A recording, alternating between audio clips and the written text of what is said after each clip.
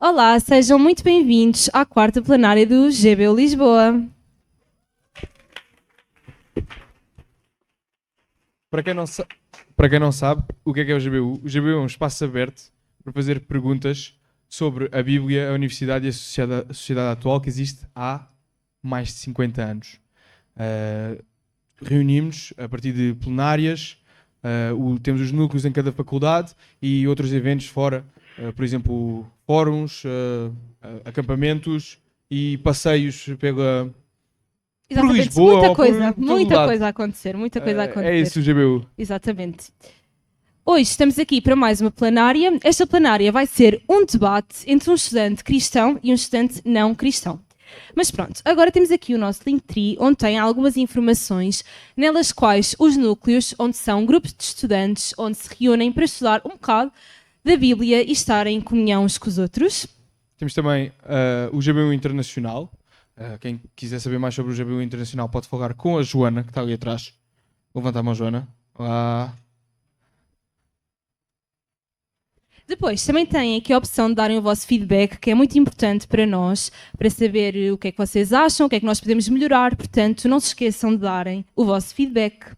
Depois também temos ali o calendário dos nossos eventos, que pronto, podem sempre estar atualizados sobre os nossos eventos. Depois temos também o Clube do Livro. E se estiverem mais interessados, venham falar connosco e nós damos as informações que for preciso. Exatamente. E é isto. Maria? Vamos convidar a Maria, que vai ser a moderadora do debate, a vir cá à frente e de seguida também pedir aos debatentes de vir cá à frente também. Não? Olá, eu sou a Maria, vou estar a moderar o debate e eu vou chamar os nossos debatentes de hoje, por favor. E uma salva de palmas para eles, por favor.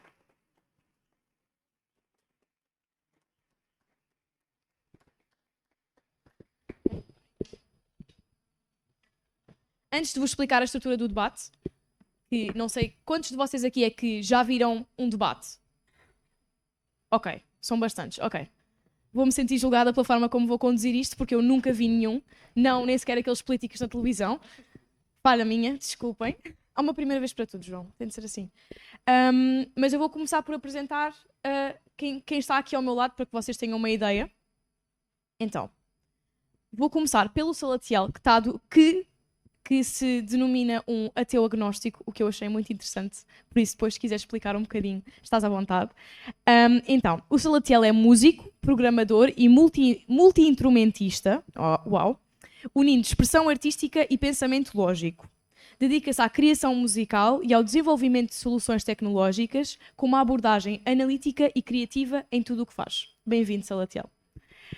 Então, e do outro lado, a representar o lado cristão, o nosso estudante cristão, temos o João Mota, que é presidente do GBU Lisboa, é estudante do programa de doutoramento em informática da FCT, é autor da página Que Sei Eu e colaborador para a revista Lar Cristão. Também se dedica a estudar teologia e apologética cristãs. Então pronto, agora vou-vos falar um bocadinho sobre a estrutura do debate, é rápido. Mas então, vamos começar pelas alegações iniciais, em que as alegações iniciais, cada um deles vai ter 10 minutos para apresentar as suas visões. Então, argumentos em favor das suas visões. Então, do lado ateu e do lado cristão, cada um deles vai ter 10 minutos para apresentar. Vamos decidir quem é o primeiro, porque eu vou mandar uma moeda ao ar. Eu nunca mandei uma moeda ao ar e também não tenho uma moeda. Por isso, se vocês quiserem passar uma moeda, por favor. Yeah. 50 cêntimos é um café? Eu não bebo café, mas pronto. Depois, a seguir estes 10 são 10 mais 10 minutos, por isso vão ser 20 minutos. 10 para cada um deles. Depois vamos ter as respostas às alegações iniciais, ou seja, mais 20 minutos em que o Salatiel vai responder às alegações do João e vice-versa.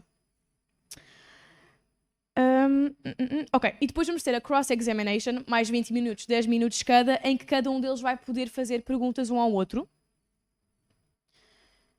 Depois, temos tempo de escrita de perguntas e respostas em que vocês podem fazer-lhes perguntas, por isso vocês vão pensando em perguntas que queiram fazer ao longo do debate e depois no final vamos ter um período mesmo em que vocês podem escrever, um período de 5 minutos em que vocês podem escrever, por isso não se estressem já, vão ter esse tempo reservado e depois vamos ter um Q&A de 20 minutos 10 minutos para o João, 10 minutos para o Salatiel.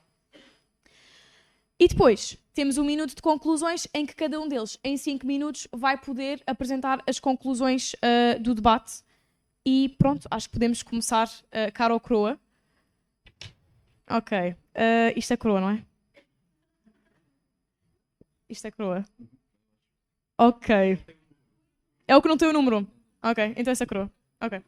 Então, quem é que é croa? Quem é que é cara? Queres ser croa?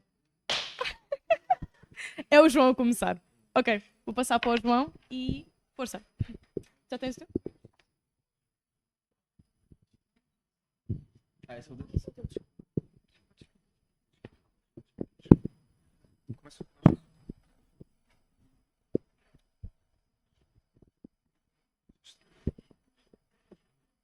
Não se preocupem, temos um surpresa agora para termos noção. Então, desde já, boa noite a todos. Muito obrigado por terem aparecido e, sobretudo, obrigado ao Salatiel por ter aceito o convite para realizar este debate. Eu poderia começar com uma oração, mas isso iria colocar-me automaticamente em vantagem e achei que isso não seria justo.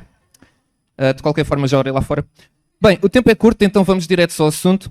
Neste debate vamos discutir se o Deus do cristianismo existe. E eu, como cristão protestante, irei defender que sim.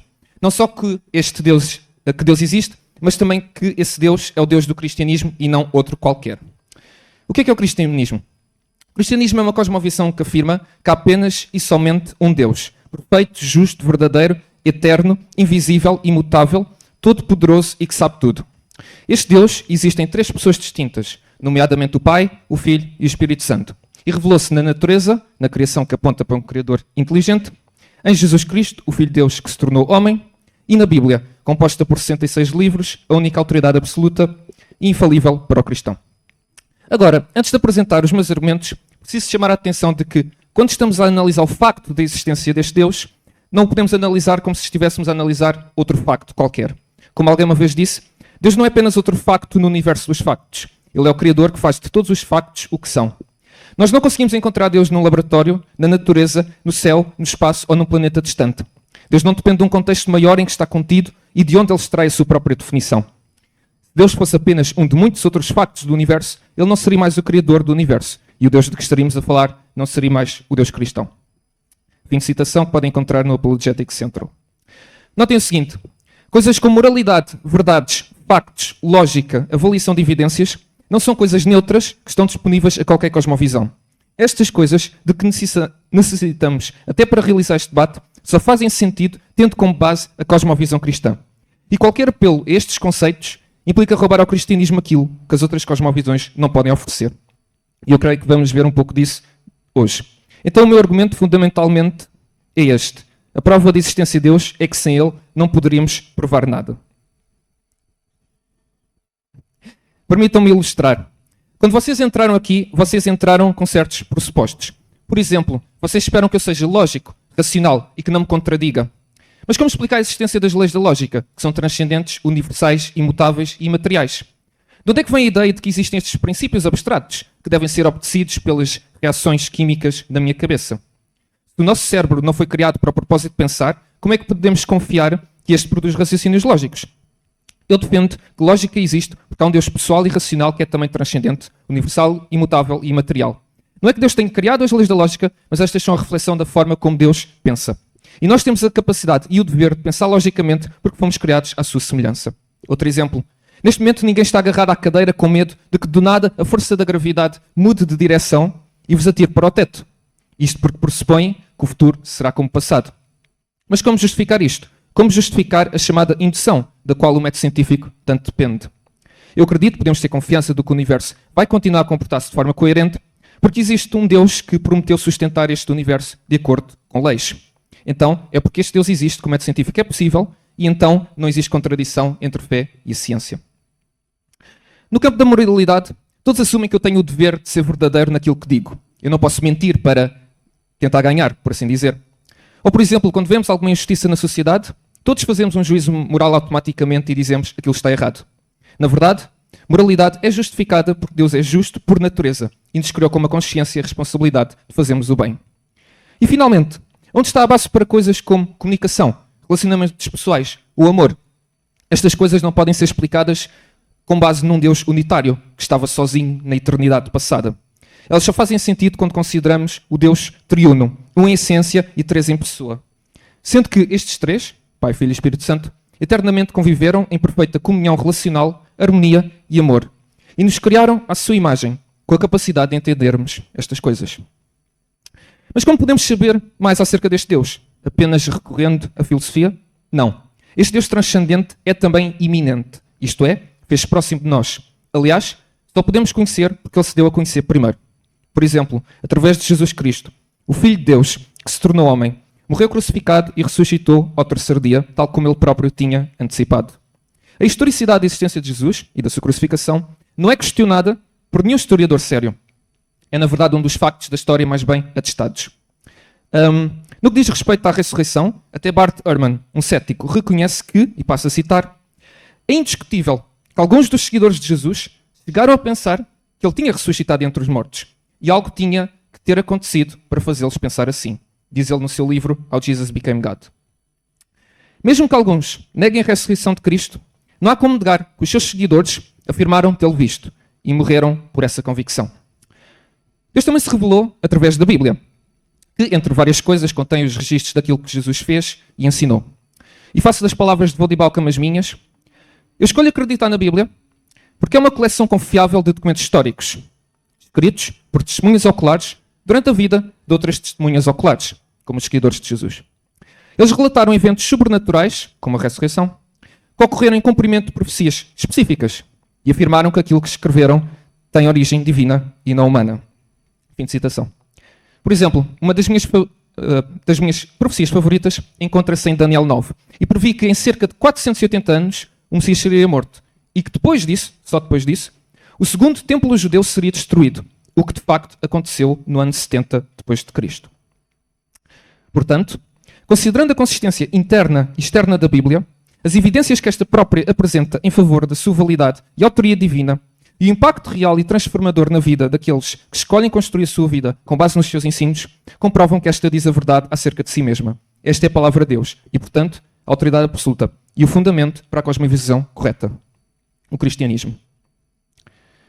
Nesta apresentação, eu defendi que este Deus triuno é o único que dá sentido a tudo.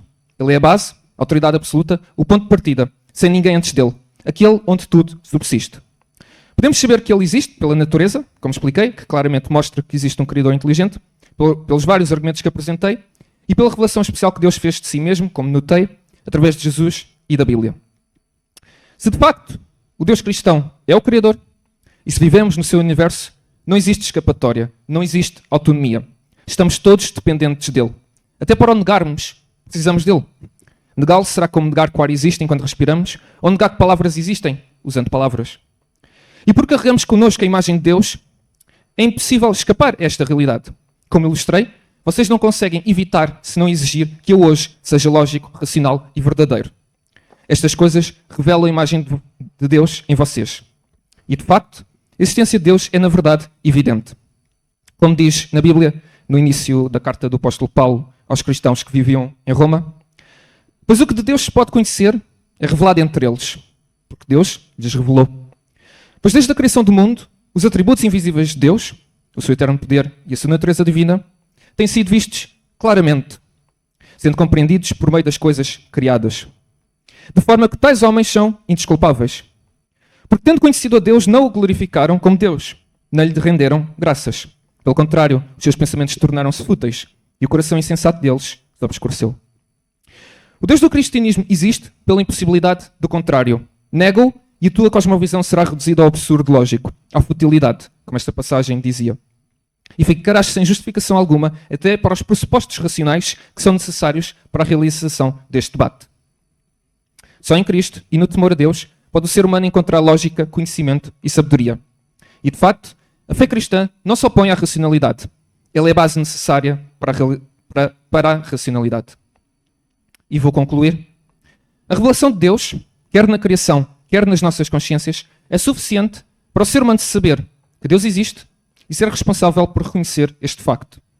A única forma de escaparmos a uma cosmovisão fútil é, primeiro, reconhecermos as nossas falhas, reconhecermos que quebramos a lei de Deus, que o ignoramos, suprimimos a realidade da sua existência, embora seja evidente, e não lhe demos graças. E que por esta traição cósmica somos dignos de punição. A única esperança para escaparmos ao juízo é arrependermos destas coisas e depositarmos a nossa confiança, a nossa fé em Jesus Cristo, Filho de Deus, que morreu em nosso favor e ressuscitou, provando a verdade e o valor daquilo que ele disse e fez.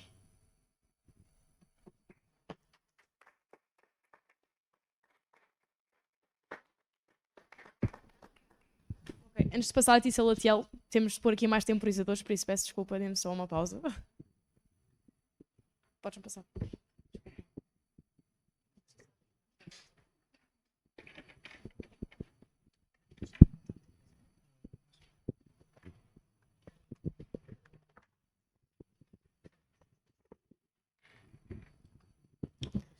Ok, foste quase até ao final do tempo. Vou passar a Salatiel. Boa noite a todos. Quando começamos, o João falou sobre a possibilidade de orar e isso me deixaria em desvantagem. É engraçado que ontem eu tive que pedir a minha irmã, que é membro do GBU, que não orasse para que eu me convertesse pela primeira vez, só uma noite, porque senão hoje seria muito estranho eu vir para aqui. Então, vou começar. Hoje eu estou aqui para apresentar as razões pelas quais considero que a tese de que o Deus do cristianismo existe não é convincente. A minha abordagem será baseada na própria Bíblia, que os cristãos acreditam ser a palavra de Deus.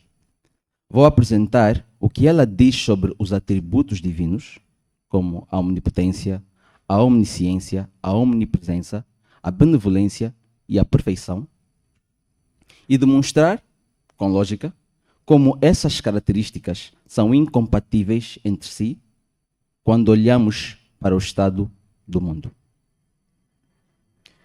Nós temos primeiro a omnipotência.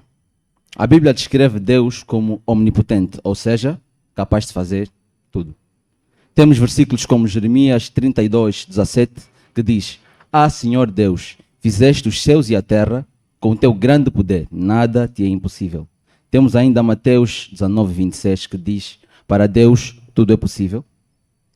Se Deus pode tudo, então Ele tem a capacidade, Ele tem o poder de eliminar o mal completamente. Depois temos a omnisciência. A Bíblia também afirma que Deus é omnisciente, que conhece tudo, passado, presente e futuro. Salmos 139, 4 diz: Antes mesmo que a palavra chegue à minha língua, tu já conheces, Senhor. Hebreus 4:13, diz: Nada em toda a criação está oculto aos olhos de Deus. Então, se Ele sabe tudo, então sabia de antemão que o mundo estaria cheio de sofrimento e injustiça. Temos ainda a omnipresença, ou seja, Deus está em todos os lugares ao mesmo tempo. Temos Salmos 139, de 7 a 10, tem uma passagem que diz: Para onde poderia eu fugir da tua presença? Se eu subisse aos céus, lá estarias, e se descesse ao mundo dos mortos, também lá estarias. Então, se Ele está presente em tudo, em todos os lugares, não há como algo escapar à sua intervenção.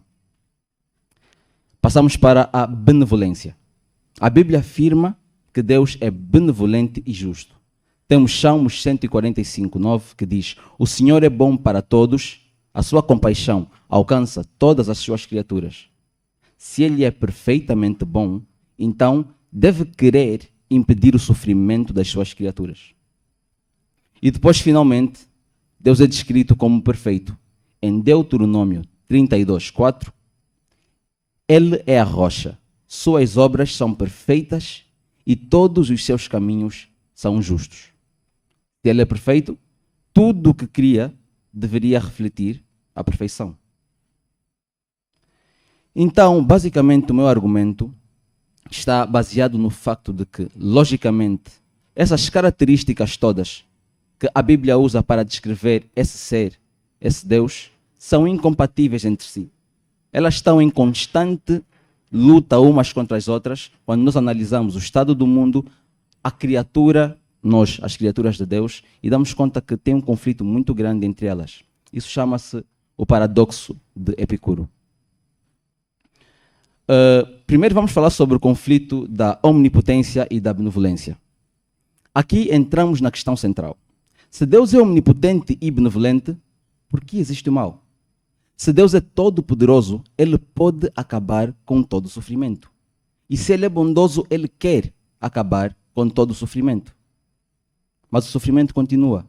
Continuamos a ter todos os dias guerras que dizimam inocentes. Continuamos a ter doenças incuráveis que matam crianças e desastres naturais como terremotos e maremotos que matam milhões e milhões de pessoas todos os anos. Se Deus permite isso, ou Ele não é todo-poderoso, porque não pode acabar com esse todo mal e sofrimento, ou Ele não é perfeitamente benevolente, porque Ele não quer terminar com esse mal. Uma das características tem que ser sacrificada. Depois temos o conflito entre a omnisciência e o livre-arbítrio. Se Deus sabe tudo, inclusive o futuro, então o conceito de livre-arbítrio perde todo o sentido.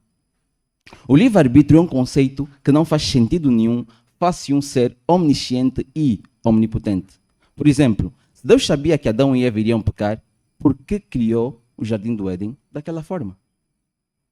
Deus sabia exatamente o que iria acontecer, mas ainda assim criou o sistema, o que levanta questões sérias sobre o propósito dessa criação. E temos, por fim, o problema da perfeição.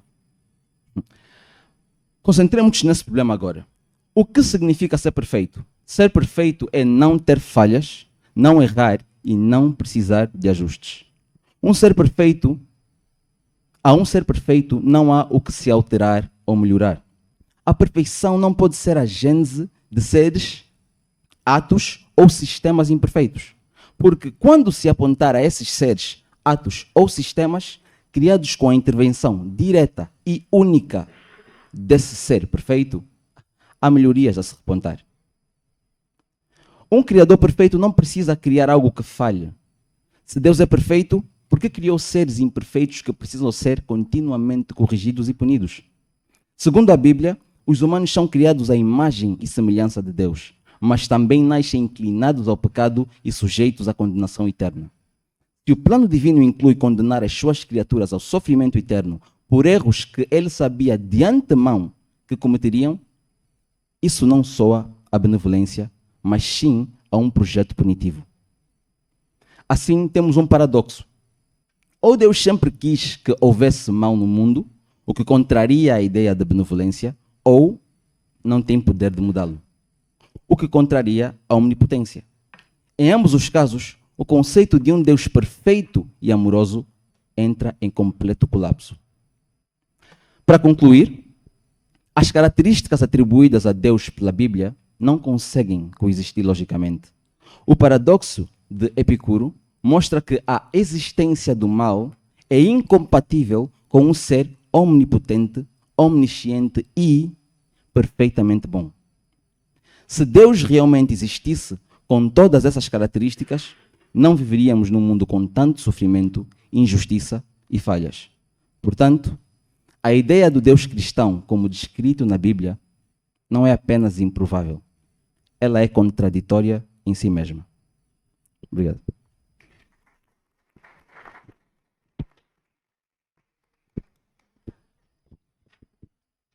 Então, agora, cada um de vocês, o João vai ter 10 minutos para rebater as alegações que tu, Salatiel, fizeste e vice-versa.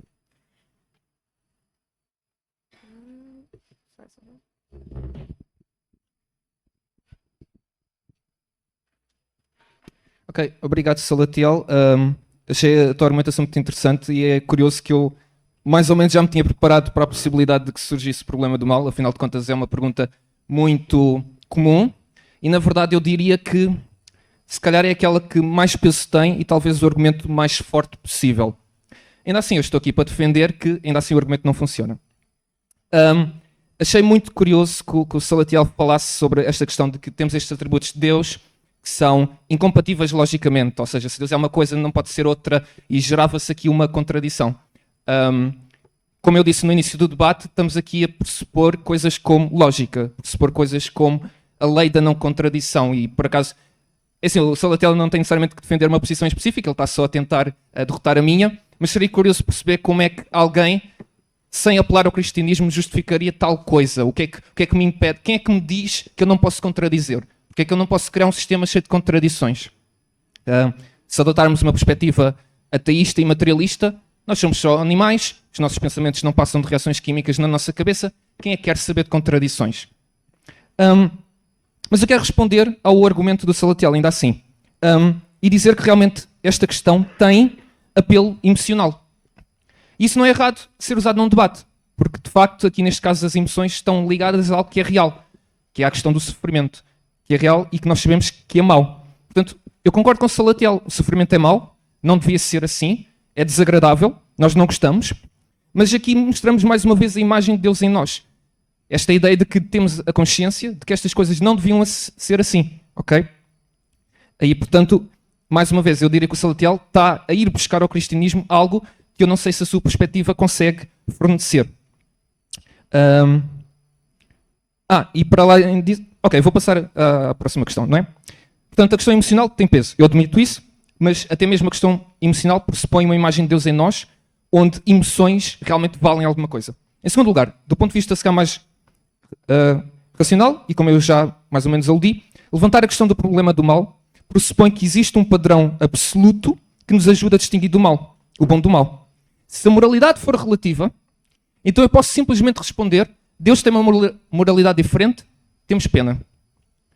Portanto, para o Salatiel levantar uma crítica, ele tem que pressupor que existe um padrão tão absoluto que até o próprio Deus, se existisse, teria que obedecer. Um padrão que diria que ele não pode deixar que o mal aconteça. E, portanto, isto é uma crítica externa à cosmovisão cristã. E não funciona. Porque a própria cosmovisão cristã, internamente, já explica estas coisas. Portanto, deixem-me dizer desta forma. Quando estamos a analisar as cosmovisões a este nível tão fundamental, de coisas tão basilares como lógica, racionalidade, nós não podemos comparar cosmovisões, atacá-las externamente. Portanto, seria preciso uma crítica interna.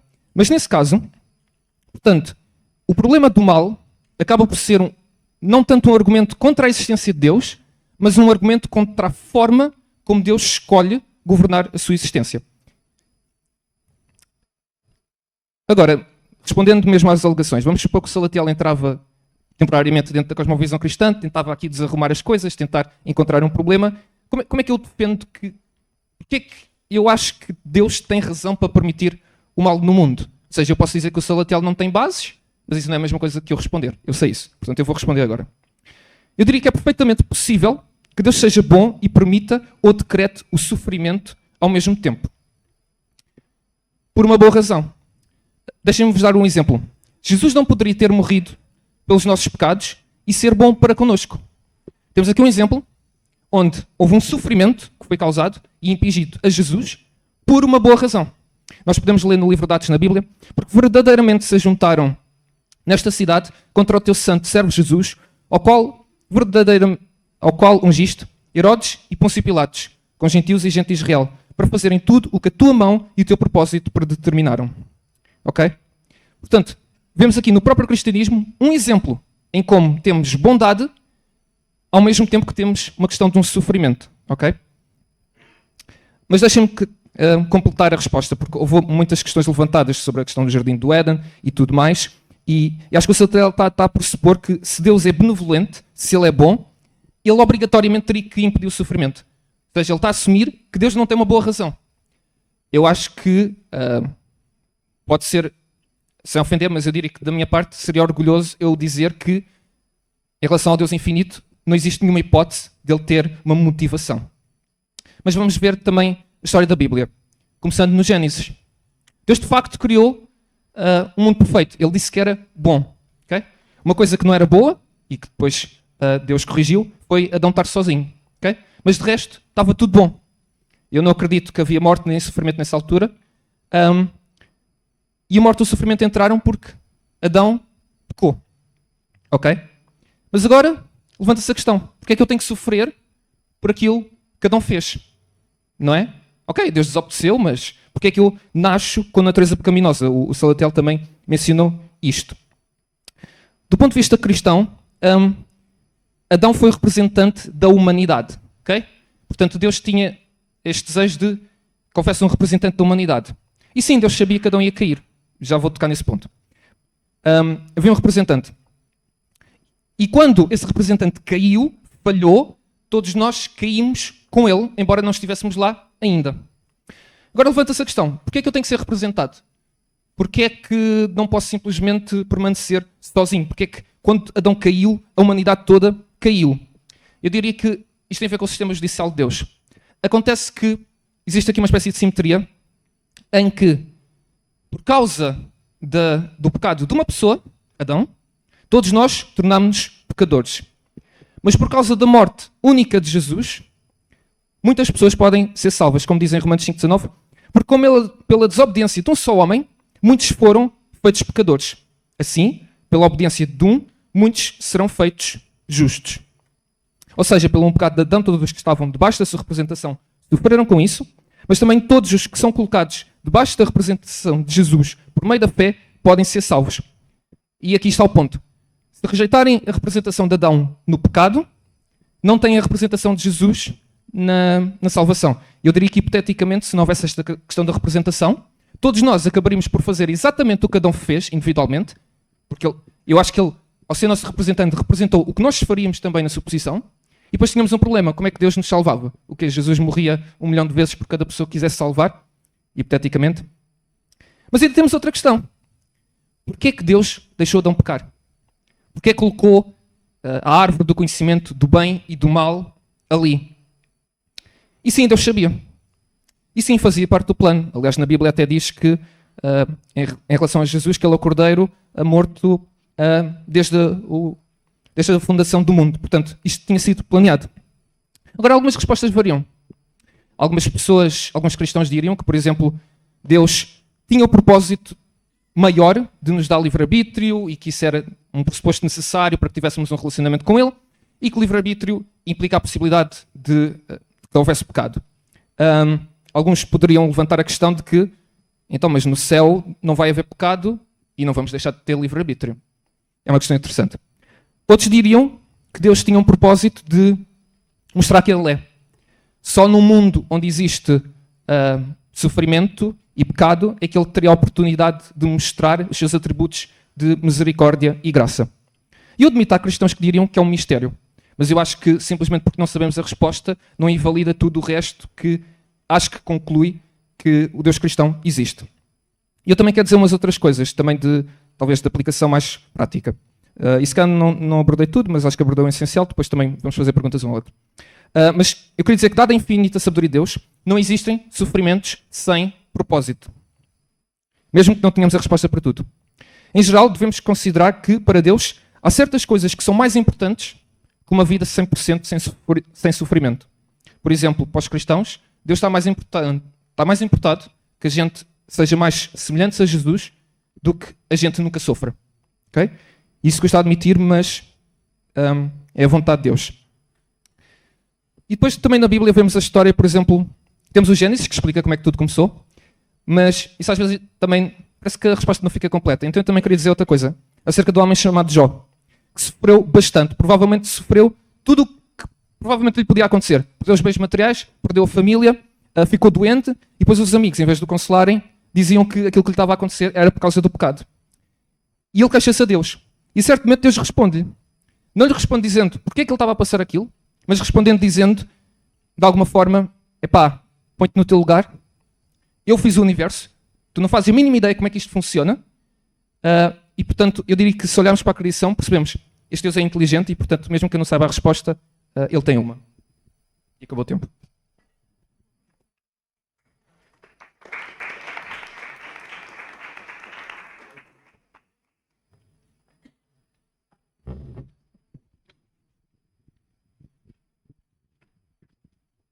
Ok. Eu também vou tentar responder a algumas das coisas que o João disse nas suas alegações iniciais. Não sei se vou precisar todos os 10 minutos, mas vou dizer o que posso. A primeira coisa que eu queria falar era sobre o que tu disseste sobre o design inteligente, que é uma das provas de que existe um Deus. E eu diria que a complexidade não implica necessariamente um design inteligente ou um design consciente. A teoria da evolução nos mostra como sistemas complexos podem surgir a partir de processos muito simples ao longo do tempo. E além disso, se Deus criou um universo perfeito, por que há imperfeições como doenças genéticas e desastres naturais, o que existe há milhões de anos? Eu não acho que não faz sentido dizer que porque o universo tem um design muito inteligente, ele não tem necessariamente um design inteligente. Então acho que isso seja um argumento bom para a existência de Deus. E tem ainda o argumento moral que ele também falou sobre o argumento moral, né, que a moralidade existe porque existe um Deus, e eu discordo completamente disso. Eu acho que a moralidade é um processo social e evolutivo. Tem muitas coisas que nós consideramos erradas hoje que eram consideradas certas antes. E tem muitas coisas que nós consideramos certas hoje e serão consideradas erradas daqui a algum tempo. Isso faz tudo parte de um acordo social que os seres humanos têm. Nós vivemos em sociedade, então nós temos que estabelecer regras de convivência uns com os outros. Então, existia algum tempo em que era completamente aceitável e certo coisas como a escravatura. E hoje nós vemos isso como algo completamente errado. Existiu algum tempo e algumas localidades do mundo ainda hoje vê-se o abuso infantil como algo normal, que existe para a educação. Mas na sociedade em que nós estamos, pelo menos acho que nós todos aqui concordamos, que isso é completamente errado.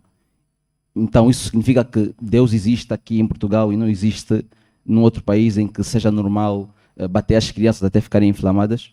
Eu não acho. Eu acho que a moralidade não depende de Deus, nem é uma forma de provar a existência de Deus. Então, tem uma coisa que o João disse que eu achei muito interessante, que é sobre que não há contradição entre fé e ciência. E eu acho que isso não podia ser mais errado. Pela definição, os dois são exatamente contrários um dos outros. A fé é aceitar uma crença sem evidências empíricas ou com base na autoridade de uma revelação divina. A fé não requer comprovação e muitas vezes resiste à revisão, mesmo diante de novas evidências. A ciência baseia-se na observação, experimentação e evidências objetivas. A ciência é aberta à revisão constante, sendo projetada para mudar com novas descobertas. Vamos pegar assim, no seu fundamento, o que a ciência é.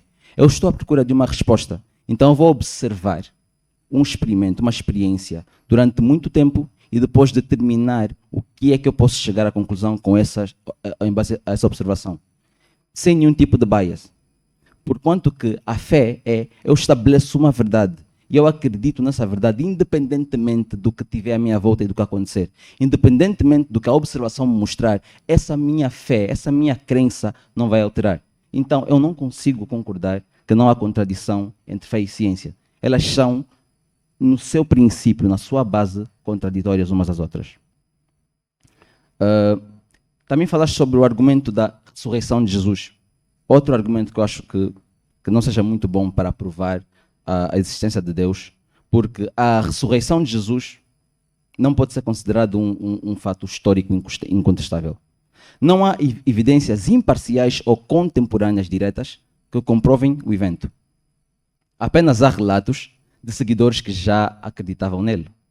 Além disso, religiões diferentes têm relatos de eventos sobrenaturais, como o Islão e o hinduísmo, mas nem por isso nós dizemos que o Deus do hinduísmo ou do Islão é o Deus verdadeiro. Eu acho que isso não é um bom argumento.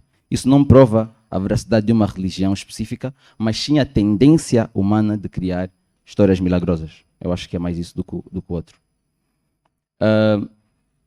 Depois tem o propósito de vida, que falaste sobre sem Deus, né, parece que as coisas não fazem sentido. Não existiria propósito nas nossas vidas se não tivesse um ser criador e interveniente como Deus. E é outra coisa que eu acho que não é uma forma de provar um argumento que prova que Deus existe, porque o sentido da vida é uma construção pessoal. Muitas pessoas encontram propósitos em relações, em projetos, em experiências, em trabalho, sem precisar de acreditar num ser divino. Tem pessoas que são completamente ateias, que são alheias sequer à existência de um Deus e que têm uma vida cheia de propósito. Além disso, se a única razão para viver é agradar a Deus, isso limita completamente a liberdade de explorar e criar os nossos próprios significados. O que eu acho que é uma das coisas mais bonitas do universo, de estarmos vivos. E, por último, acho que é só algo que para mim foi um pouco engraçado de teres dito há pouco tempo, para terminar, que foi sobre a simetria. Eu acho que essa é a simetria mais falha e mais engraçada que eu já ouvi.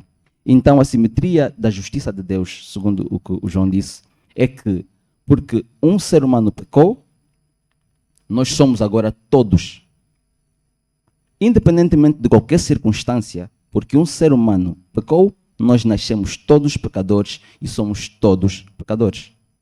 E depois, porque um morreu, Jesus, alguns serão salvos. Isso não me parece uma simetria. Não me parece mesmo. Eu não sei em que tipo de simetria, em que tipo de mundo é que isso é uma simetria, que porque um pecou, todos são condenados ao pecado, e depois, porque um morreu, alguns, sob certas condições, quando declararem que ele é rei, serão salvos. Isso não me parece simetria. Se Jesus morresse agora todos automaticamente, independentemente de terem vivido depois ou antes dele, fossem salvos, isso sim seria uma simetria. Mas no caso em que as coisas são que Adão pecou, eu sou pecador, todo mundo que está aqui é pecador, Jesus morreu, nem todos somos salvos. Eu acho que isso não é uma boa simetria. Então isso são uma das respostas que eu consegui pensar para os argumentos do João. Obrigado.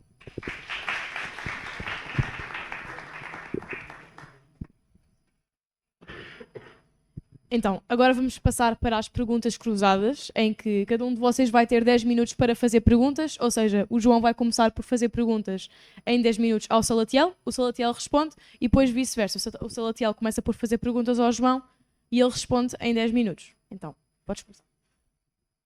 Ok, obrigado, Salatiel. Não sei se vamos conseguir abordar tudo. Eu vou tentar que as minhas perguntas sejam curtas e para também facilitar talvez que as tuas respostas também sejam curtas e assim dê para tentar abordar o máximo possível. Portanto, tu mencionaste que a moralidade se baseia num processo social evolutivo, percebi bem? Ok. Portanto, se havia a possibilidade dessa moralidade ter evoluído de uma forma diferente do que aquela que temos agora, é isso? Sim. Uhum. Ok. Então, se era possível, eu não compreendo como é que o teu argumento acerca do problema do mal funciona, porque se é possível que fosse diferente, poderíamos imaginar uma moralidade em que crianças a sofrer não seria um problema algum. E nesse universo hipotético, não terias argumento contra a existência de Deus. Como é que explicas isso? Diria sim, porque feliz ou infelizmente para você, João, existe um livro chamado a Bíblia que nos comunica pelo menos o essencial sobre Deus. Não existe uma Bíblia sobre os seres humanos, um livro descritivo que diz que o ser humano é X, X e X e ele é imutável e será assim para sempre. Mas existe uma Bíblia. Essa Bíblia nos dá um conceito do que é bondade e nos diz que nós temos que ser bons aos nossos próximos e nós precisamos de entender até certo ponto esse conceito de bondade que a Bíblia diz. Essa mesma Bíblia me diz que esse Deus que ela descreve é um Deus bom. Então, eu uso a minha compreensão do que a Bíblia me diz que é bondade e dou conta que ela não é compatível com um Deus, deixa eu só terminar um pouquinho, não é compatível com um Deus que é bom se ele deixa as pessoas sofrerem constantemente. Mas dentro da definição bíblica de bom, a própria cosmovisão cristã permite que essa definição de bom inclua a existência de sofrimento. Portanto, a minha pergunta que eu estava a fazer era, parecia que estavas a fazer também uma crítica externa ao cristianismo. Ou seja, da tua perspectiva da moralidade, não consegues levantar uma crítica. Porque é evolutiva, João. Eu completamente contrário de Deus. Eu nunca disse que a moralidade humana é perfeita. Se eu dissesse isso, estaria completamente errado naquilo que eu disse. O que eu disse é que ela é evolutiva. O que quer dizer que ela é imperfeita e por ser imperfeita, com o passar do tempo ela vai mudando. É completamente contrário de um Deus que é perfeito e que tem que ter uma moralidade que é completamente perfeita desde o princípio. Então acho que não podem ser equivalentes uma à outra. Ok. Dirias que é absolutamente errado em todas as alturas, em todos os momentos, em todos os lugares, um homem assassinar outra pessoa simplesmente por ódio? Diria que em todas as alturas, diria que não. Então, existem contextos onde assassinar um ser humano inocente por ódio é permissível? Acredito que existiram alturas como tal. Ok. Falaste que a fé era definida como sem evidências, sem observações, sem razões. Uhum. Onde é que encontraste essa definição de fé fornecida pelos cristãos? Bom, é a definição de fé, pelo menos, que eu tenho, que é a fé é a crença em alguma coisa, sim, se precisar de provas, para que ela se mantenha assente. Se estiver errado, podes-me corrigir, estás à vontade. Dirias que eu hoje tentei apresentar evidências e razões? Sim. Mas também diria que em algum momento alguém aqui, e acho que tu vais concordar com isso, chegar e mostrar a ti com o maior número de evidências possíveis que o que tu estás a dizer agora está errado, tu vais continuar a acreditar. Porque é isso que a Bíblia diz que tens que fazer. Mencionaste que, em relação à ressurreição, que não há evidências contemporâneas. Exato. Podes só esclarecer o que é que queres dizer com isso, rapidamente?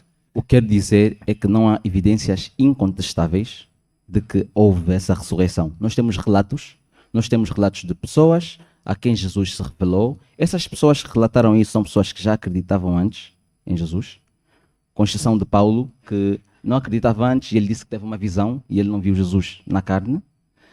Mas as pessoas que relatam isso são pessoas que já acreditavam e isso não é e não pode ser tido como um argumento, como uma prova histórica de que Jesus de fato ressuscitou. Mencionaste que provas incontestáveis, é isso? Que não há provas incontestáveis? Sim. Como é que determinas que uma prova é incontestável em relação a estas questões históricas? O que é que seria incontestável para ti? Ok, se por exemplo existissem, imagina, 100 pessoas que têm visões completamente diferentes umas das outras, tem pessoas que nunca viram Jesus antes a falarem que e a relatarem nos seus livros de que viram ele a sair do túmulo. São argumentos de pessoas que não têm correlação umas com as outras nenhumas e relataram isso.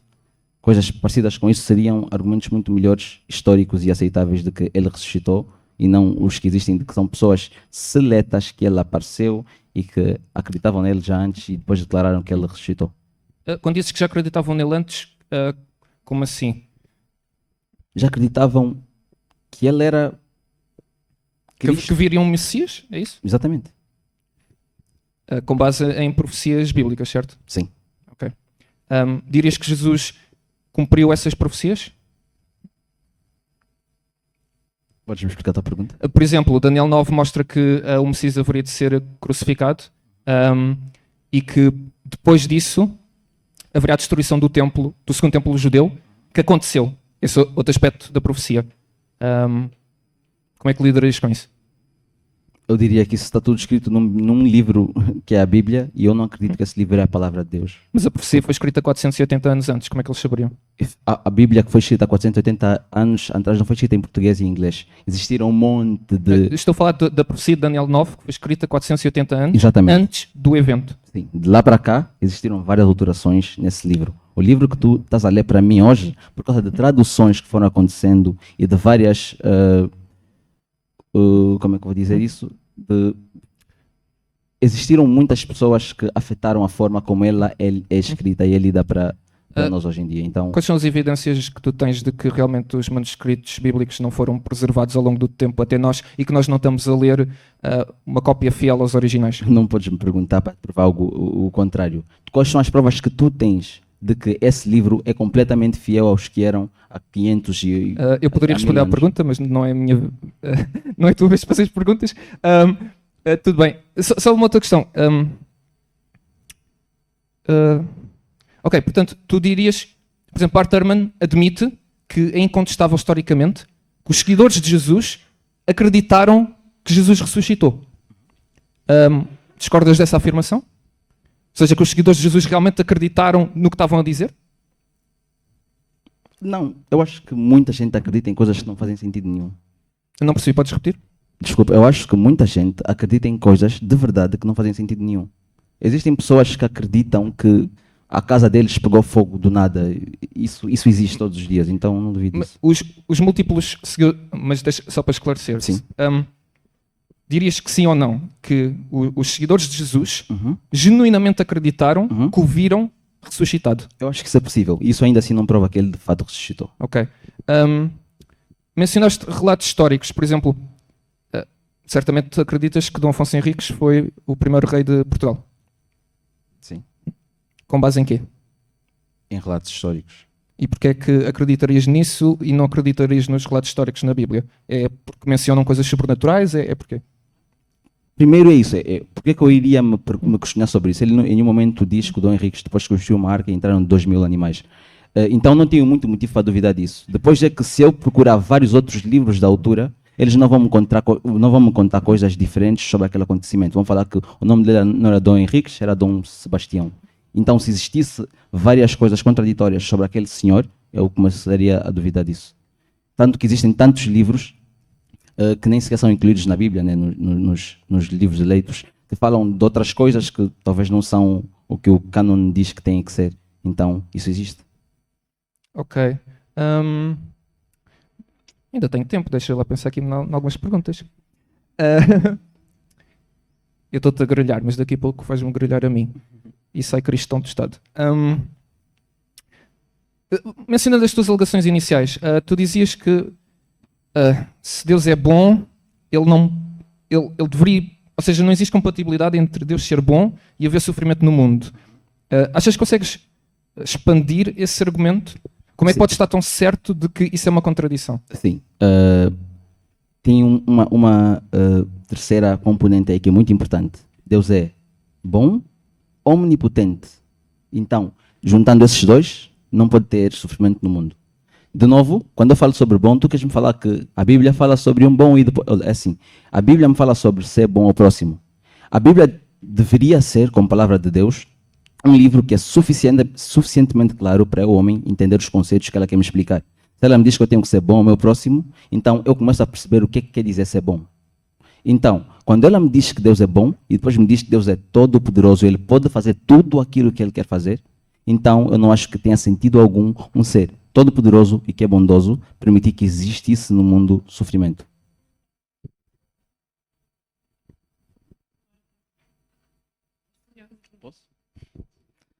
Ok, a minha abordagem vai ser um pouquinho diferente. Eu não Fui muito tenho... agressivo, espero que não. Eu não tenho muitas perguntas a te fazer. Eu tenho algumas perguntas que eu gostaria que expandisses se quisesses. Mas são só 2 perguntas que cada uma delas tem 2 partes. Força. Pode? Então, a primeira vai sobre o livre-arbítrio e a omnisciência. E se Deus é omnisciente e sabia desde o início que Adão e Eva iriam pecar e causar a queda, por que criou o Éden dessa forma? Ele não poderia ter criado um sistema sem possibilidade de queda? Essa questão realmente entra em alguns pormenores que diferentes cristãos vão responder de diferentes formas, dependendo das convicções teológicas, ok? Podes só repetir a parte final da tua pergunta? A parte final é, ele não poderia ter criado um sistema sem a possibilidade ok, de queda. ok. Vou dar a minha opinião pessoal. Sim, podia. Aliás, nos novos céus e nova terra, que os cristãos vão viver, não vai haver possibilidade de queda. Ok? E nós vamos ter algum tipo de liberdade. Eu acho que nestas questões sobre o livre-arbítrio também é preciso compreender. É uma questão muito complicada até do ponto de vista filosófico, e nem estou a falar nas discussões filosóficas entre cristãos. É mesmo entre filósofos cristãos ou não cristãos, existem diferentes vertentes de como é que eles definem livre-arbítrio. Quer seja o livre-arbítrio libertário, acho que é assim que se diz em português, ou uma visão mais compatibilista, e portanto não é algo tão... Não é simplesmente, ou eu sou livre ou eu sou um robô. É mais complicado que isso. Mas de qualquer das formas, eu diria que fazia parte dos propósitos de Deus. Deus queria que fosse assim, ele tinha o desejo de mostrar coisas acerca de si, e ele sabe que nós, criaturas, somos mais satisfeitas e temos mais prazer quando o conhecemos a ele, e ele queria que, pela eternidade, nós conhecêssemos a ele melhor e tivéssemos consciência acerca dos seus atributos, nomeadamente de justiça e misericórdia, que não existiriam, que não seriam demonstrados se realmente não houvesse um mundo onde existe pecado. Mas ainda assim eu diria, fazer parte do plano de Deus, mas Deus é capaz de realizar um plano e ainda assim seres humanos serem responsáveis. E a cosmovisão cristã admite isso e dá exemplos disso, tal como no caso da crucificação de Jesus. A crucificação de Jesus foi pré-determinada, que fosse pelas mãos de Herodes, Pôncio Pilatos, entregue pelos judeus e os gentios, e no entanto, Deus não foi contaminado por esse pecado, por essa maldade de matar Jesus. Ou seja, Deus é capaz de usar o pecado sem que ele fique contaminado por isso, e a diferença é na motivação. Estes homens fizeram com uma má motivação e Deus aproveitou a má motivação deles por uma boa razão. Isso cá já falei demais. Não falaste mais. Então, a minha segunda pergunta é sobre esse livre-arbítrio. Para mim, é muito interessante para mim que tu mencionaste sobre vai haver novos céus e nova terra e terá liberdade e não terá a possibilidade de queda. E eu não consigo entender como... Se a causa do mal todo é o fato de que Adão e Eva tinham livre-arbítrio, por causa do livre-arbítrio Deus não controla completamente as suas ações, eles têm a liberdade de escolher. E porque eles têm a liberdade de escolher, dadas as circunstâncias, eles escolheram o pecado. E estamos aqui onde estamos, pessoas morrem todos os dias, eu vou morrer, tu vais morrer. Vai um dia vir o novo céu e a nova terra, a maior parte de nós vai para o inferno, acho, e depois os outros vão para o paraíso eternamente. Mas se no paraíso também terá livre-arbítrio, quem é que garante a quem que as pessoas não vão escolher pecado de novo e depois tem esse ciclo de novo e depois vão voltar para a terra? Exato. Eu diria que basicamente é o seguinte. Eu acho que nós, mais uma vez, isto entra em diferenças de opinião. Eu estou num debate, eu tenho que defender aquilo que acredito, porque senão vou ser inconsistente e eu quero ganhar. Não, mas, por exemplo, Deus. Deus é o ser mais livre que pode existir. Mas a Bíblia diz que ele não pode pecar. Então, mas calma, se ele fosse livre, podia pecar. Não, porque acho que liberdade não é tanto. Eu posso fazer simplesmente qualquer coisa. Eu posso fazer coisas consistentes com aquilo que a minha natureza me dá. Adão e Eva, no início, tinham uma natureza reta, mas com a possibilidade de queda. Quando eles caíram, toda a humanidade ficou condenada ao pecado e ficaram com uma natureza corrompida que iria pecar necessariamente. Não existe nenhum ser humano, depois de Adão e Eva, que consiga, por livre-arbítrio, escolher não pecar para sempre. Ok? E depois, nós esperamos que os cristãos, depois de salvos, depois da ressurreição, vamos ter uma natureza em que a escolha para cair já não vai existir. E, portanto, nessa medida, nós vamos ser livres para escolher dentro das possibilidades que são dadas pela nossa natureza. Não haverão desejos maus, só haverão desejos bons. E, portanto, vamos fazer essas coisas. Nesse sentido, vamos ser livres. E pronto, seria essa a resposta. Isto é chamado compatibilismo, se tiveres curiosidade. Ok. Eu acho que é bem estranho esse conceito de liberdade, em que eu te digo, tu és livre de fazer X, mas X não faz Y, nem Z, também não B. És livre de fazer B ou C ou D. Permite-me só dizer que na filosofia, espero não estar enganado, mas eu cheguei a ler que entre os filósofos é um bocado metade por metade. 50 e pouco % dos filósofos são compatibilistas. Portanto, esta ideia de que nós fazemos escolhas consistentes com a nossa natureza. Não é tanto, Deus impede. Não, é a forma como foste, como és. Mas ele é o criador, amor. Ele é que cria essas condições. Entende que na filosofia, ela não diz que algum ser criou o homem e ele é que deu o poder, ele é que definiu a natureza do homem. Acontece que no teu caso, tu dizes que Deus é que criou, ele é que é o único interveniente direto na vida do homem e no universo todo. Então é esse ser quem determinou quais são as escolhas que são possíveis para cada um de nós. Então eu mantenho a minha posição de que isso é uma forma muito estranha de olhar para a liberdade. Posso ir para a próxima pergunta? Podes falar? Eu ia só dizer que eu acredito que Deus é soberano, realmente sobre tudo, e ele tinha o propósito de fazer as coisas desta forma. É só isso. Ok. A segunda pergunta vai ser sobre o inferno e amor. E a primeira é, de novo, duas partes. Vou tentar ser um pouco mais breve. Se Deus ama a todos e é perfeitamente justo, como pode permitir que pessoas sejam condenadas ao inferno eterno apenas por não acreditarem nele, mesmo que tenham sido boas em vida? Deus não manda as pessoas para o inferno por não saberem que, por exemplo, Jesus existiu. Okay? Podem ir para o inferno se, conhecendo que Jesus existiu, o rejeitarem, que é um pecado. Em geral, as pessoas vão para o inferno por causa dos seus pecados. quando dizes pessoas boas, bem, se são pecadores, não são boas. A Bíblia afirma que não existem pessoas boas, só Jesus é que foi bom. E portanto, sim, Deus é perfeitamente justo em mandar pessoas que não são boas para o inferno. Então, quando Deus diz que eu sou o caminho, a verdade e a vida, ninguém chega ao Pai a não ser por mim, Sim. não é de todo verdade. Existem pessoas que, sem ser por Jesus, vão chegar ao Pai. Porque Não. eles nunca conheceram Jesus, nunca declararam como Senhor e Salvador, Não. mas ainda assim chegarão ao seu. Não, não. As pessoas que pecaram e não foram salvas por Cristo vão para o inferno. As pessoas que nunca ouviram falar de Cristo. Sim, vão mas para o elas não inferno. são condenadas por não terem ouvido falar de Cristo. São Exatamente. condenadas pelos seus pecados. São condenadas na mesma, mas nunca ouviram falar de Cristo. São Sim. na mesma condenadas. É como estás doente e imagina que não tens conhecimento que o medicamento existe. Uhum. Infelizmente a doença vai-te matar na mesma. Perfeito. A última pergunta, para os nossos últimos 2 minutos, é: então, por que o inferno? Por que sofrimento eterno para seres que Deus supostamente ama? Se a explicação for que o pecado separa o homem de Deus, eu pergunto: se Deus, sendo eterno e benevolente, tem a paciência para assistir por toda a eternidade ao sofrimento daqueles que ele diz amar, não faria mais sentido ter essa mesma paciência para esperar por toda a eternidade que cada um deles se santificasse e pudesse finalmente habitar com ele? Eu diria várias coisas. Portanto, o inferno é eterno por 2 razões. Uma, porque o nosso pecado contra Deus, o Deus eterno, implica um castigo eterno. Sei? Se eu desse um pontapé nesta mesa, seria mau para a mesa, mas a mesa não se queixava. Se eu desse um pontapé à Maria, ficava grave. Ia ter com o Presidente da República e dava-lhe um pontapé.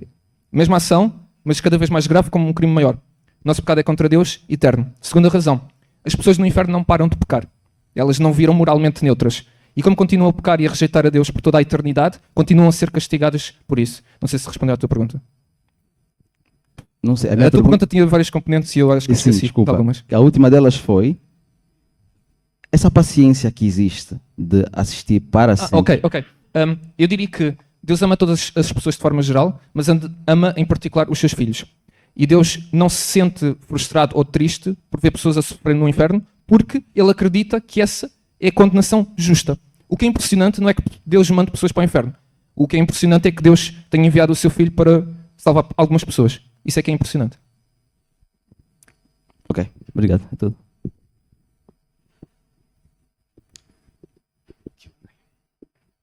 Então agora vamos ter um período de 5 minutos em que vocês vão poder ir ao Slido.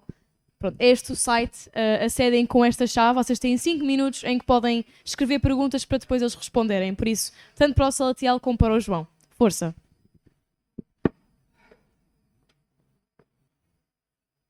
E o João vai escolher as perguntas que quer que o Salatiel responda e o Salatiel vai escolher as perguntas que quer que o João responda. Então, basicamente é slide. Desculpa, está a slide.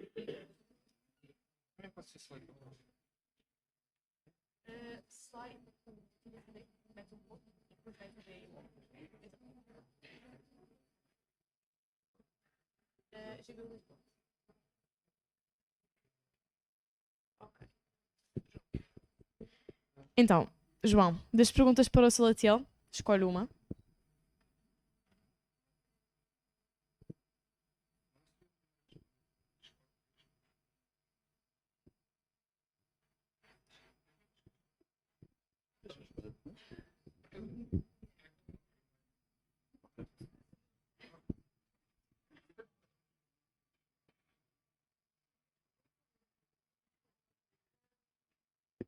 Ok, vou-vos só explicar como é que vai ser. Então, primeiro vai ver a pergunta, o Salatiel vai fazer a pergunta ao João, agora por exemplo, o João tem 3 minutos para responder e depois o Salatiel tem 2 minutos para comentar a resposta dele.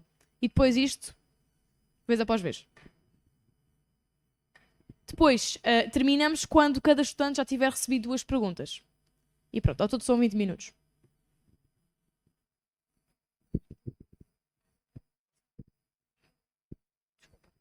Deixa eu só.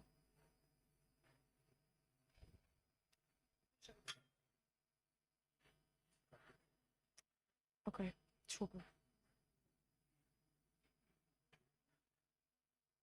São 5 minutos. Ok, 6 minutos primeiro. Ok. Ok.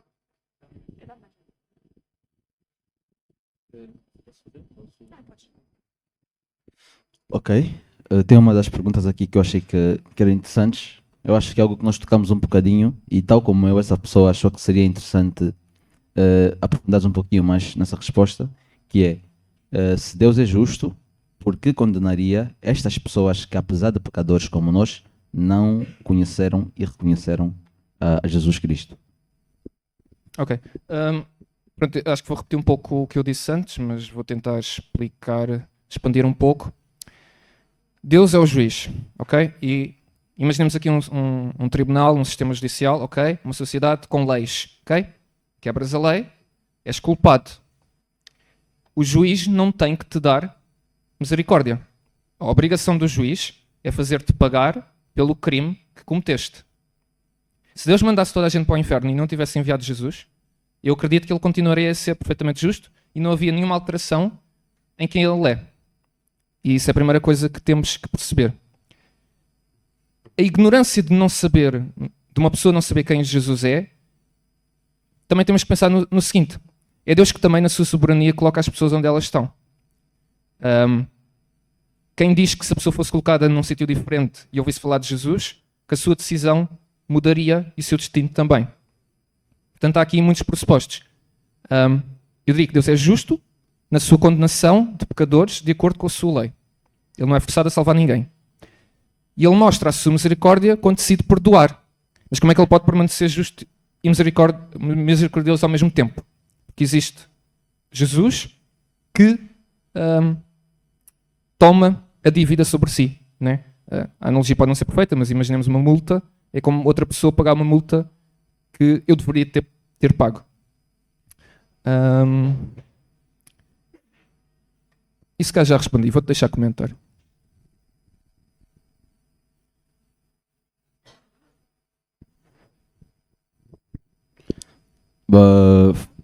Bom, isso é... Eu acho que é uma resposta meio problemática. Porque, de forma muito objetiva, essas pessoas não tiveram a oportunidade de serem salvas. Talvez porque Deus determinou isso antes, porque ele já sabia, então disse, essa pessoa na mesma não vai aceitar Jesus, então vou-lhe pôr numa circunstância em que ele nem sequer vai ouvir falar disso. A verdade é que essa pessoa, de forma muito objetiva, nunca teve a oportunidade de admitir os seus pecados.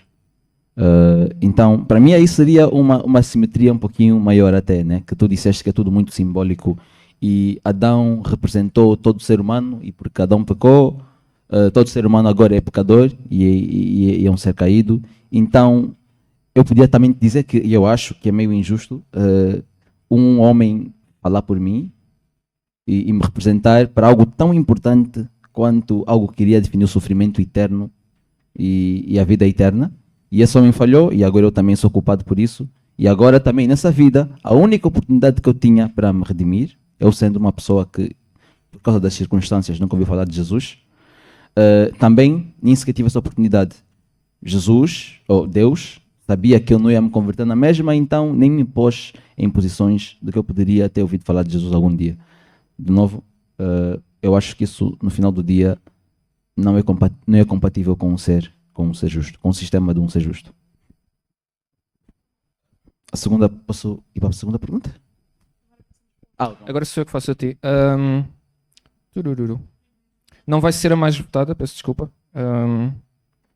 Porque, aliás, acho que há uma pergunta que toca numa coisa que eu não tive a oportunidade de perguntar. Ok, para o Salatiel. Na ciência partimos sempre de pressupostos e leis que acreditamos que não mudam. Não consideras isso fé? Não de todo. Nem a ciência acha que isso é fé. A ciência, ela está num chão em que diz assim, a partir do momento em que existirem observações que mostrem que essa lei não é verdadeira, nós vamos deixar de pregar essa lei. É tão simples quanto isso. Durante muito tempo, achou-se que a lei da gravidade era conforme ela era, até existir a relatividade de Einstein, e por causa disso, invalidou-se completamente isso. A ciência está em completa evolução, porque ela em nenhum momento tenta dizer a ninguém que, tem a resposta definitiva, 2, têm todas as respostas, nem 3, o que é mais importante, que têm as respostas perfeitas, o que é o contrário do cristianismo. E só usaste 1 minuto, mas eu quero usar os meus 2.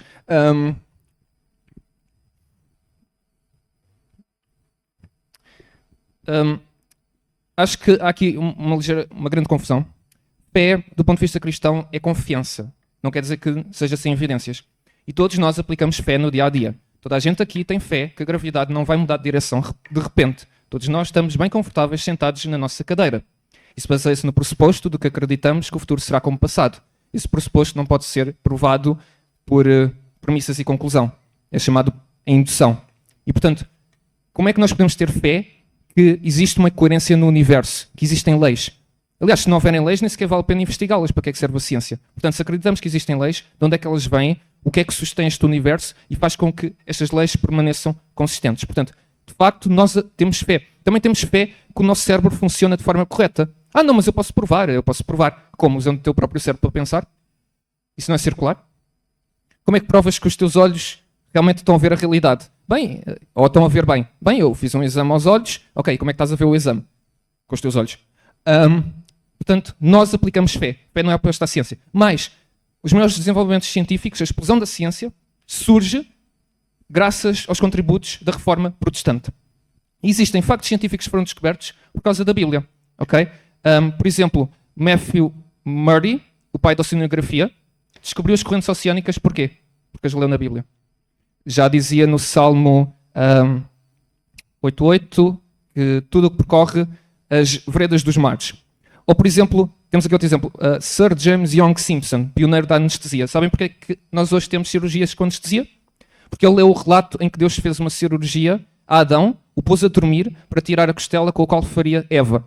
E ele baseou-se nisso, ou seja, ele acreditou que aquilo que estava lá realmente tinha acontecido, baseou-se nisso e tudo mais. E posso dar vários exemplos de cientistas que acreditaram que Deus existia, como Isaac Newton.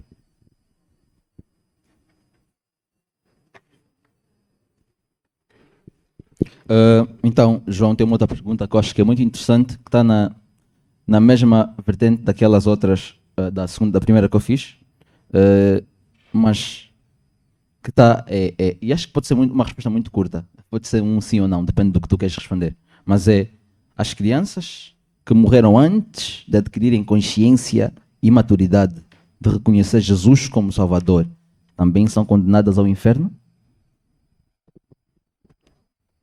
Excelente pergunta.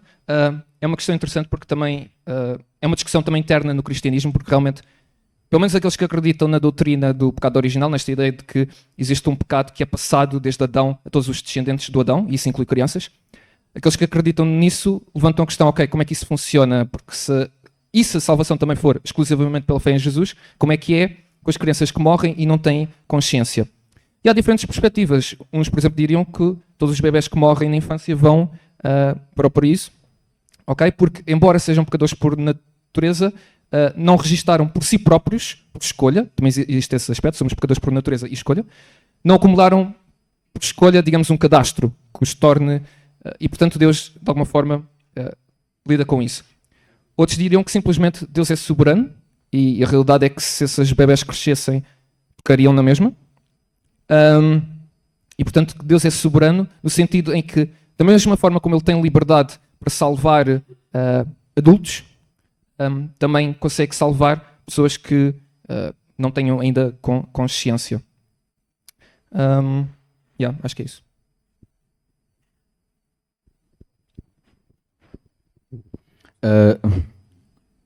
Posso?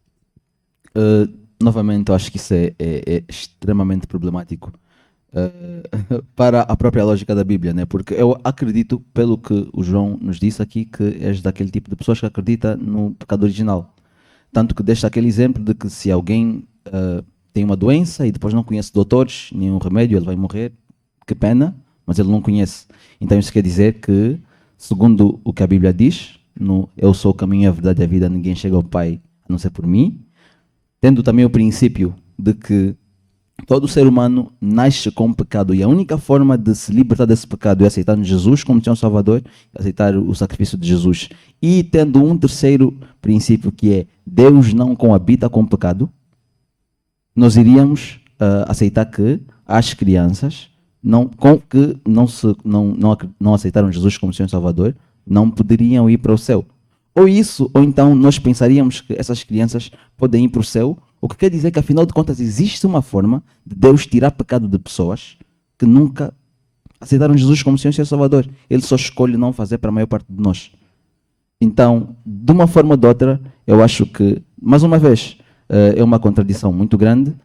Ou isso, ou então a justiça de Deus é cada vez menos justa.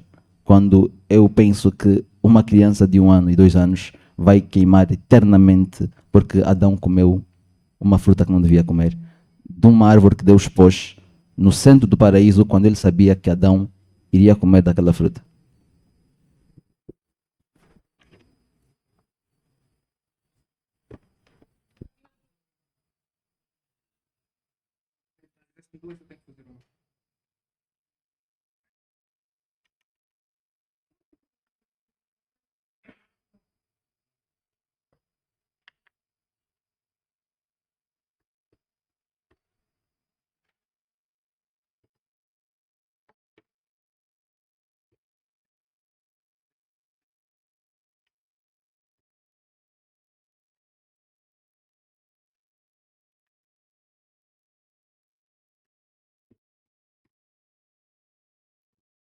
Já vou-te dar simplesmente a oportunidade de esclareceres um pouco a tua posição. Para o Salatiel, explica um conceito de seres ateu agnóstico. Ok. Eu acho que é uma posição de. Só para explicar que antes de eu dizer ou me descrever como ateu agnóstico, eu dizia que eu era ateu mesmo. Mas eu acho que à medida que eu fui crescendo, eu comecei a admitir a minha ignorância e a minha pequenez. Eu sou muito pequeno para fazer afirmações com toda a certeza, tão grandes como Deus existe ou Deus não existe. Eu não sei. Eu estou à procura da verdade, estou à procura da resposta continuamente. Mas acho que, tal como eu não acho que os cristãos fazem isso, e eu acho que não é o correto, afirmar categoricamente que eles sabem que Deus existe, eu acho também que não é muito razoável eu afirmar categoricamente que Deus não existe. Eu sou uma pequena areia num universo gigante, eu não sei o que existe e o que não existe. Então, a minha posição é de agnosticismo. Eu digo e admito que eu não sei, e não há problema em não saber, embora eu esteja inclinado para o lado de que eu não acho que exista um ser que criou o homem à sua imagem e semelhança e que se importa tanto conosco e com a nossa adoração e que quer que nós um dia... Eu não acho que isso faça sentido algum. Então, por isso eu sou agnóstico ateísta, porque eu estou mais inclinado para a não acreditar nesse Deus pessoal que muitas religiões pregam, embora de forma diferente, mas eu não acho que tenho autoridade nenhuma, nem conhecimento suficiente para declarar que Deus não existe. Espero ter sido claro.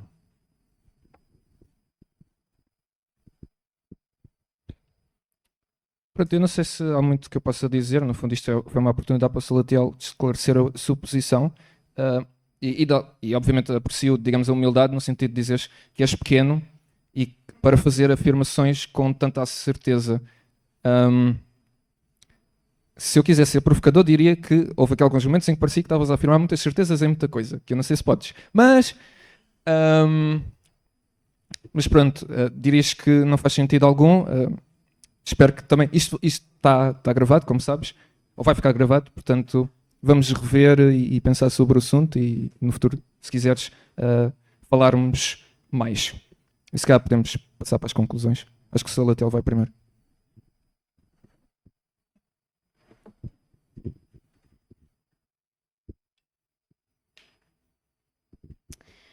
Então, nas conclusões agora, cada um de vocês vai ter 5 minutos para apresentar as conclusões que vocês têm em relação a este debate. Não sei se algum de vocês mudou de posição, mas pronto, Salatiel, podes começar tu.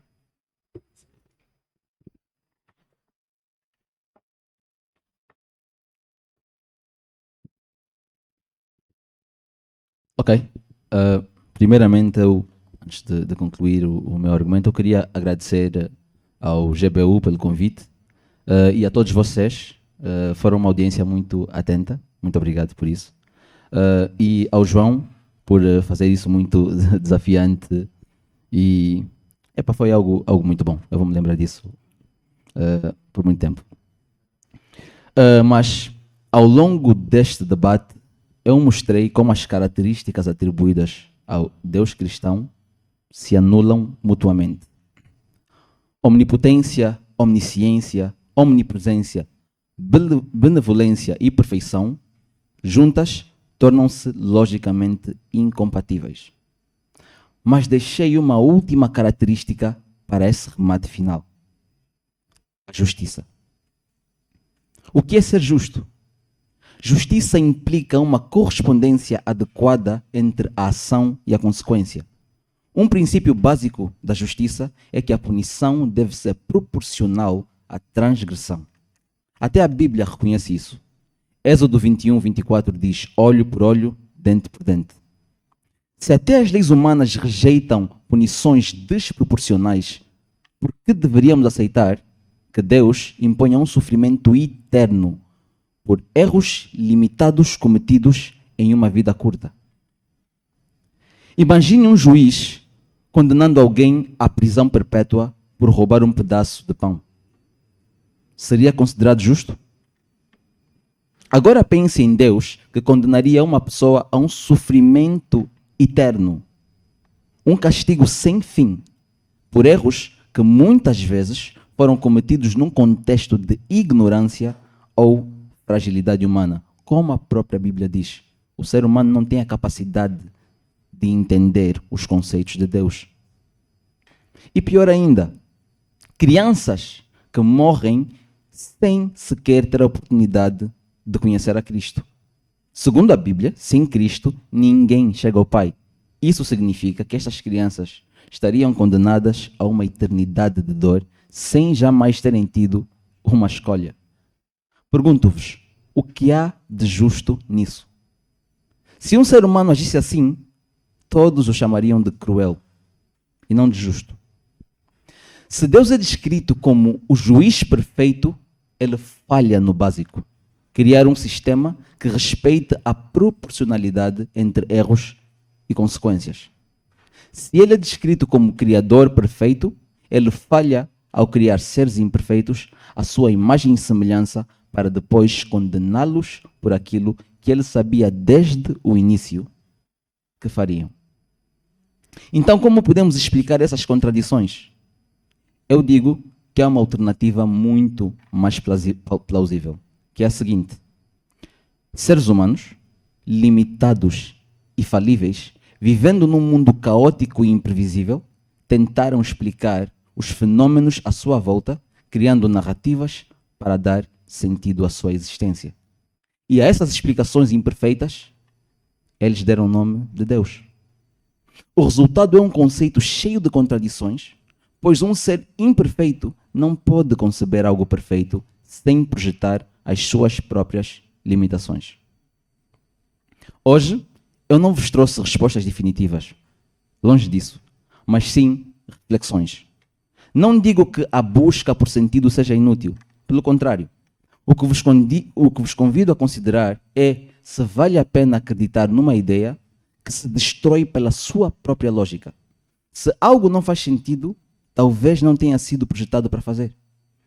E se for assim, cabe-nos criar as nossas próprias respostas com as nossas próprias mãos e encontrarmos o propósito das nossas próprias jornadas. Muito obrigado.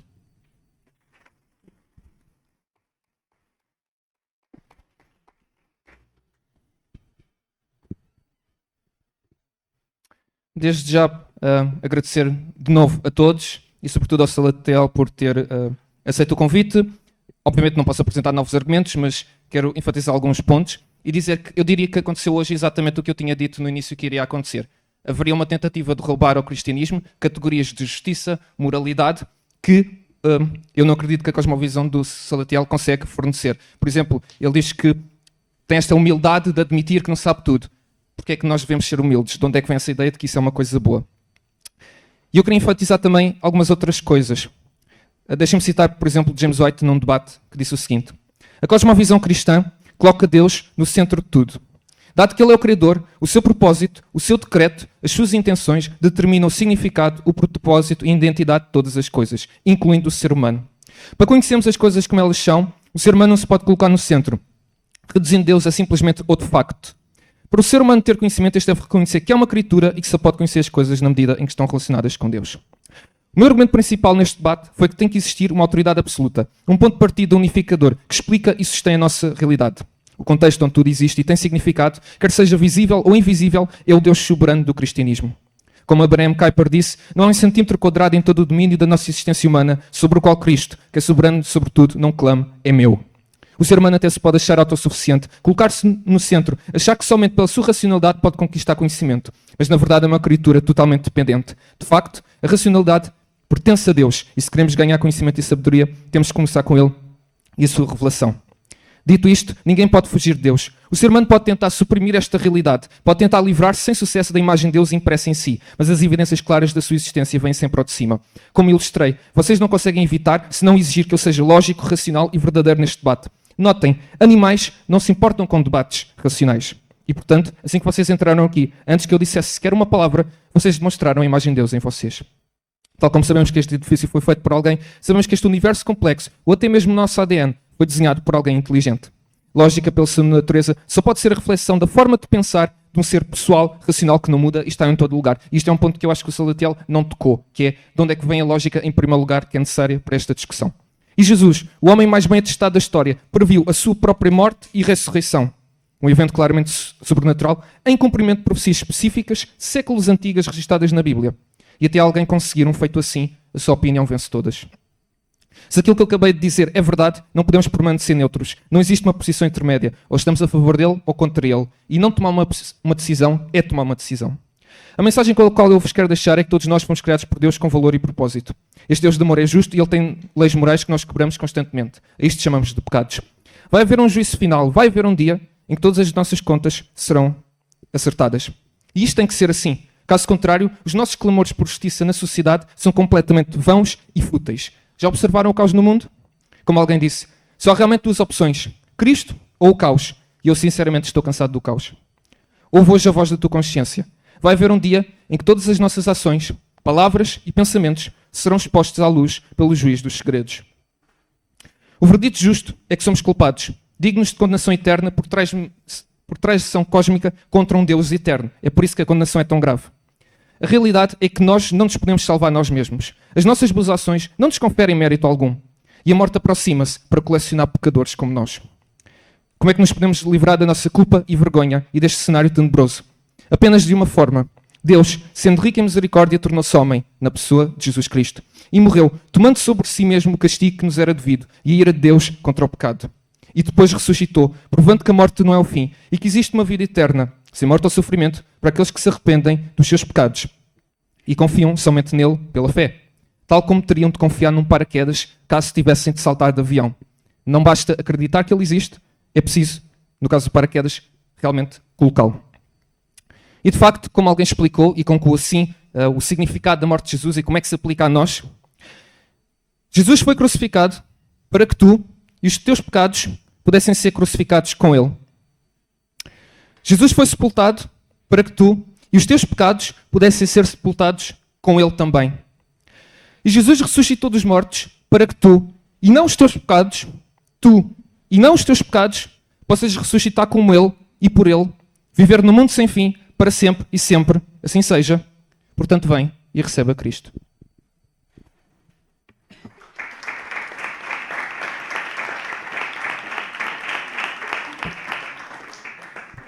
Então, obrigado aos dois.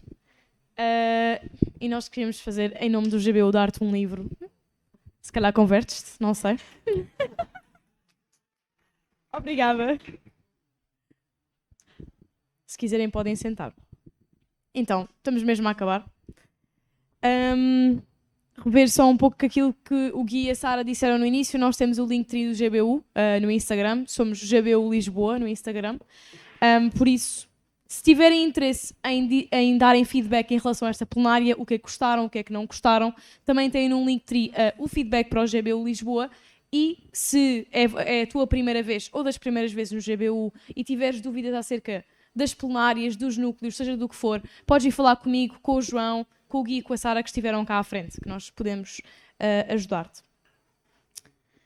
Depois também temos o nosso grupo de follow-up, isto é o QR Code para o grupo do WhatsApp. Se tens mais interesse em conhecer a figura de Jesus, nós estamos a estudar um dos evangelhos, que é uma das biografias de Jesus, por isso se tiveres interesse, sendo cristão, sendo não cristão, o que tu quiseres, podes simplesmente entrar e aprender um pouco mais sobre quem é que Jesus é, através de um dos relatos bíblicos da sua vida. Então pronto, este debate trouxe algumas perguntas, acho tanto para o lado cristão como para o lado não cristão, e acho que são questões válidas e eu percebo perfeitamente. E como cristãos, e também falo de experiência pessoal, não devemos ter medo das dúvidas. A dúvida não é o inimigo da fé, pelo contrário, por isso é natural termos questões. E estás mais que à vontade, se é a tua primeira vez, se não, se já viste cá imensas vezes, se já vieste cá imensas vezes, estás mais que à vontade para voltar, para fazer estas perguntas connosco, porque é esse o nosso objetivo. Nós, como cristãos, não achamos que temos as respostas todas, e acho que isso deu para ver. Por isso, estás mais que à vontade para, mesmo não sendo cristão, voltar cá e ser nosso amigo e caminhares connosco também. Então, pronto. Eu queria terminar com uma oração. Não quero assustar ninguém. Não é nada de estranho, espero eu. Quer dizer, é estranho sempre para um não crente, mas não vai acontecer nenhum feitiço nem nada.